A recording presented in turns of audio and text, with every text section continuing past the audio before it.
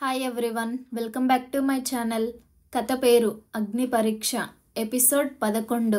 రచయిత డి కామేశ్వరి గారు. ఇక కథలోకి వెళ్తే, ఈ ఏడాదిలో శకుంతలాదేవి ఎంతలా మారిపోయిందో చూసి ఆశ్చర్యపోయింది అర్చన.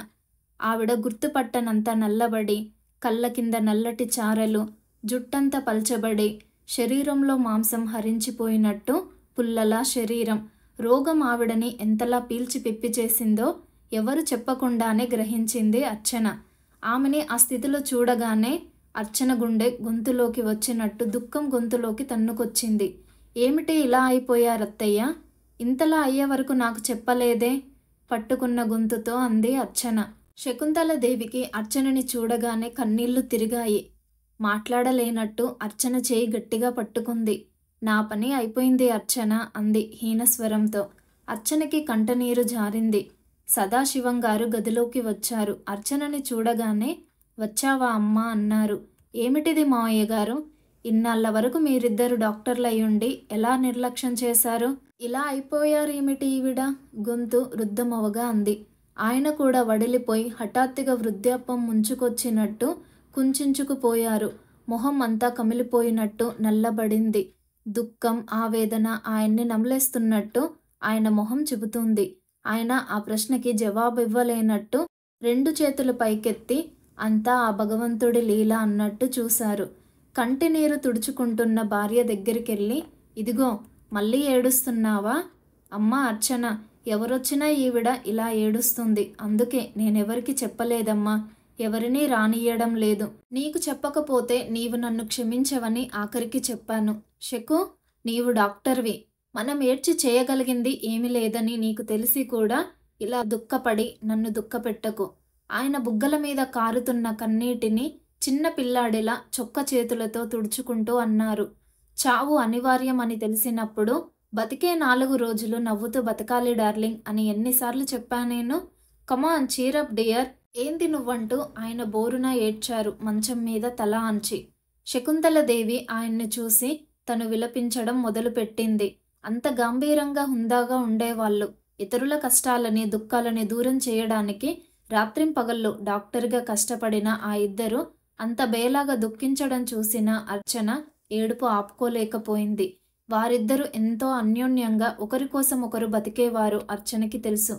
ముగ్గురు పట్టి కుదిపివేసిన ఆ దుఃఖం నుంచి 2-3 నిమిషాలకి గాని తేరుకోలేకపోయారు.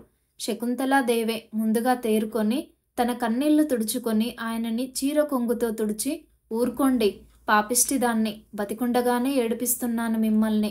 ఐ ప్రామిస్, ఇంకా ఏడవన్ నేను. అర్చన వెళ్ళమ్మా, ప్రయాణం చేసి వచ్చావు, స్నానం అది చెయ్యి.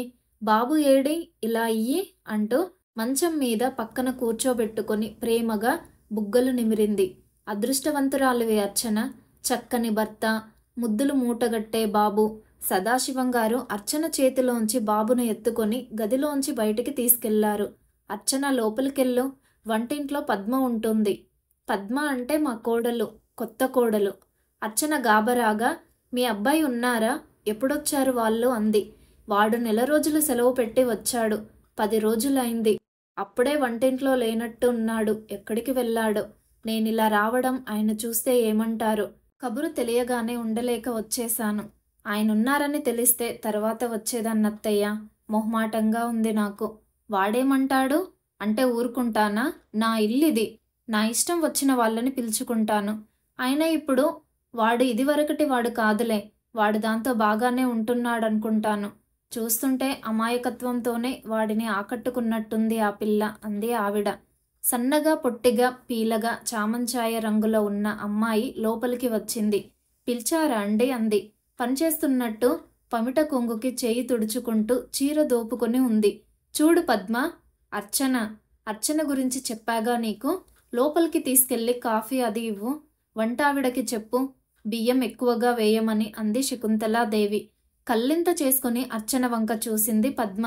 అర్చన స్నేహపూర్వకంగా నవ్వి హలో అంది. పద్మ కొద్దిగా సిగ్గుపడి తలదించుకొని రండి లోపలికి, కాఫీ తాగుదురుగాని అంది. అర్చన లోపలికెళ్ళి డైనింగ్ టేబుల్ దగ్గర కూర్చొని కాఫీ తాగుతూ పక్కనే నిలబడి కుతూహలంగా తననే చూస్తున్న పద్మతో, నేనెవరో తెలుసా పద్మ నీకు అని అడిగింది. తెలుసు, అత్తగారు చెప్పారు మీ గురించి.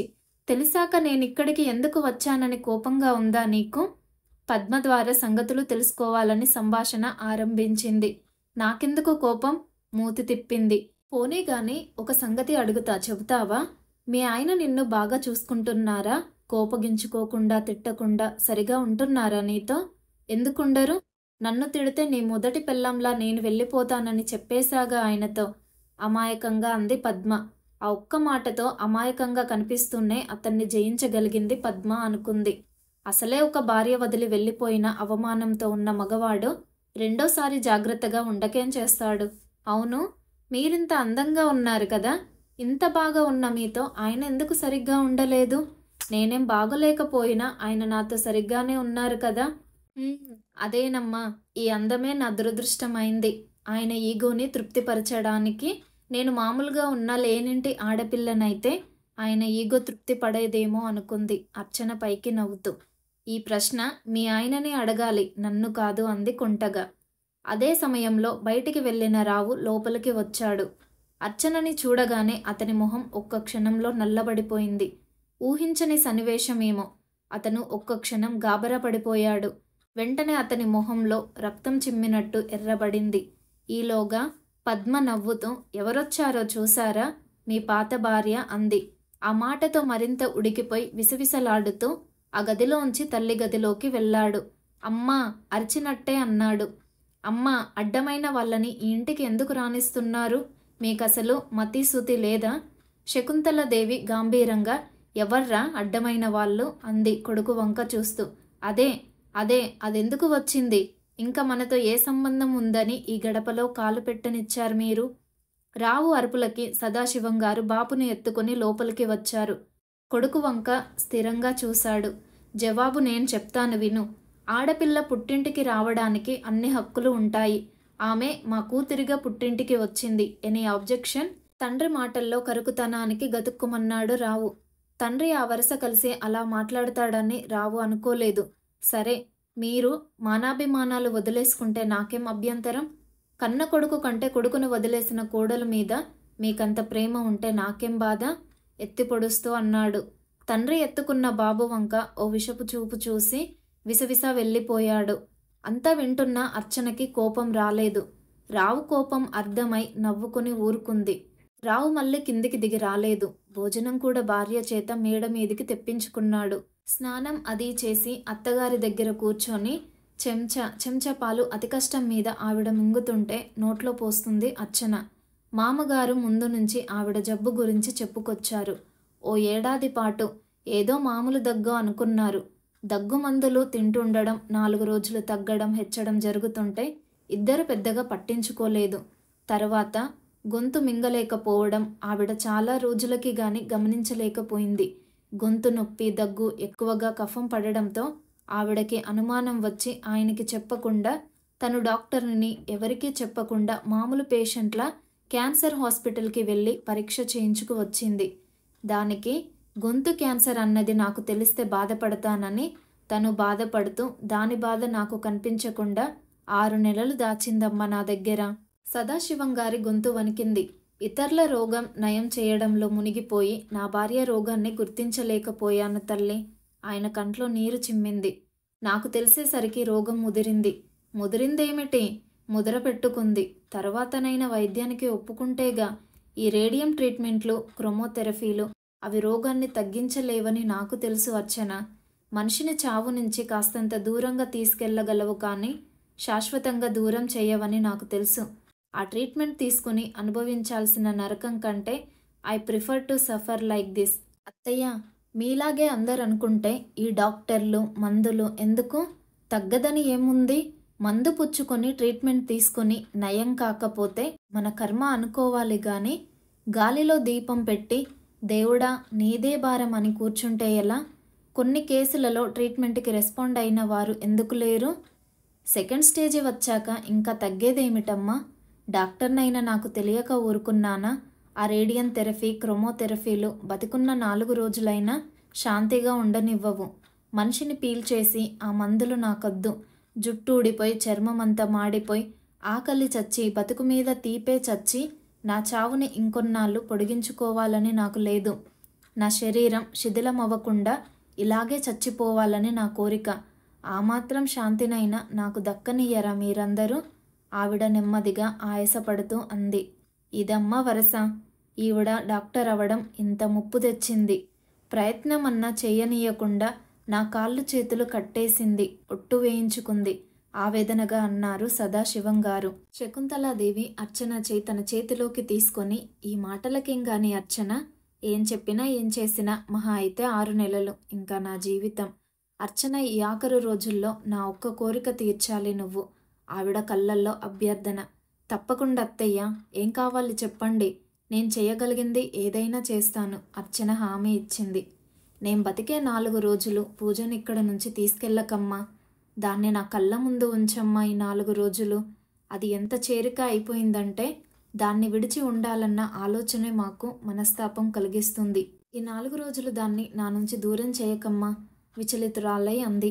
ఆవిడ కోరిక ఇదని ఎదురు చూడని అర్చన ఒక్క నిమిషం తడబడింది. అంటే ఇంకో 6 నెలలో ఏడాదో ఇక్కడే ఉంచాలన్నమాట. ఎప్పటికప్పుడు ఏదో ఆటంకం, అవాంతరం. ఏమిటిలా అవుతుంది? పూజాశైల్ తమకు దూరం అయిపోతుందనుకుంటే ఇంకా ఇంకా ఆలస్యం అవుతుంది. కానీ తన పట్ల ఇంత ఔదార్యం, సానుభూతి చూసిన వారి కోరికని, అందులో జీవితం చివరి దశలో కోరిన కోరికని కాదనడం ఎలా? అర్చన తటపటాయింపు గుర్తించిన సదాశివం గారు, నాకు తెలుసమ్మా, కన్నబిడ్డకి దూరం అయి బతకడం ఎంత కష్టమో. కానీ పూజ మా ఆవిడ ఊపిరైపోయింది. ఈమె ఆఖరు కోరిక తీర్చలేనిది కాదు. 4 రోజులు కాస్త భరించమ్మా. బతికిన 4 రోజులు ఆవిడ కాస్త శాంతిగా, ఆనందంగా బతకగలిగితే నాకు కాస్త ఓదార్పు.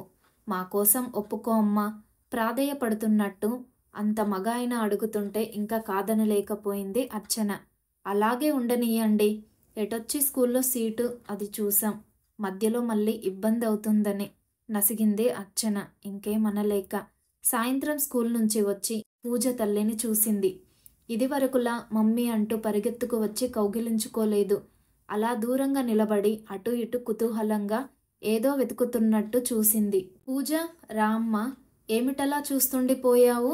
అర్చన పూజ దగ్గరికి వెళ్ళి చేయి పట్టి తీసుకువచ్చింది. అబ్బో, బాగా పొడుగైపోయావే ఈ 6 నెలలో. అవును, నీకు 2-3 లెటర్స్ రాశాను. జవాబెందుకు రాయలేదు నువ్వు? మమ్మీ మీద కోపమా? ఇక్కడ వదిలేశానని కోపం వచ్చిందా? లాలనగా జుట్టు సవరిస్తూ అంది. పూజ ఈ ప్రశ్నలకి దేనికి జవాబివ్వకుండా, కొత్త డాడీ కూడా వచ్చారా నీతో అంది తల్లి వంక పట్టి పట్టి చూస్తూ. లేదు, బామ్మకి ఒంట్లో బాగోలేదంటే నేను ఒక్కతినే వచ్చాను చూడడానికి. ఆహా, మా డాడీ వచ్చారు తెలుసా? నాకు బొమ్మలు, బోలెడు ఫ్రాకులు తెచ్చారు అంది గర్వంగా చూస్తూ. డాడీతో నీవు మాట్లాడావా అంది ఆరిందల. నీవు కొత్త డాడీని తెచ్చుకున్నావని డాడీ కూడా కొత్త మమ్మీని తెచ్చుకున్నారంట.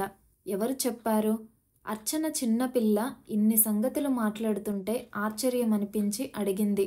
మా డాడీ అన్నారు. మీ మమ్మీ కొత్త డాడీని తెచ్చుకుంటే నేను కొత్త మమ్మీని తెచ్చాను. ఏం, నాకేం దొరకరా? నేను మగవాడిని, నాకేమిటి, ఇది పోతే నాకో లెక్క అన్నారు. డాడీకి నువ్వంటే భలే కోపం. అవును మరి, నీవెందుకు కొత్త డాడీని తీసుకురావాలి? అందుకే డాడీకి నీవంటే కోపం. నువ్వు బ్యాడ్ అన్నారు. డాడీ నాతో వచ్చే మీ మమ్మీ దగ్గరికి వెళ్ళొద్దన్నారు కళ్ళు తిప్పుకుంటూ అంది. పూజ పెద్ద మాటలకి కోపం వస్తున్నా ఆ పసిపిల్లతో అవన్నీ మాట్లాడినా అతనిది తప్పని గ్రహించింది. శాంతంగానే, నీవేమన్నావు, మీ డాడీతో వెళ్తావా అంది అర్చన. జవాబు ఏం చెప్పనట్టు సందిగ్ధంగా చూసి, మరి బామ్మ డాడీతో పంపనని కేకలేసింది. అందుకని నేనేం చెప్పలేదు. అవును, మరి నీకు ఢిల్లీ స్కూల్లో సీటు వచ్చింది కదా? అర్చన మాట పూర్తి కాకముందే మధ్యలో, నేనిక్కడే చదువుతాను, నాకిక్కడే బాగుంది, నేనెక్కడికి రాను తల అడ్డంగా తిప్పుతూ గబగబా అంది పూజ. అదేమిటి, ఎన్నాళ్ళిక్కడ ఉండిపోతావు? ఢిల్లీ రానంటున్నావేమిటి? బామ్మకి ఒంట్లో బాగోలేదు, కొన్నాళ్ళు ఉంచమంటే సరే అన్నాను. కానీ ఇక్కడ నిన్నెవరు చూస్తారింకా? చదువు అది చెప్పాలి కదా. నేను పెద్దదాన్ని అయిపోయాను.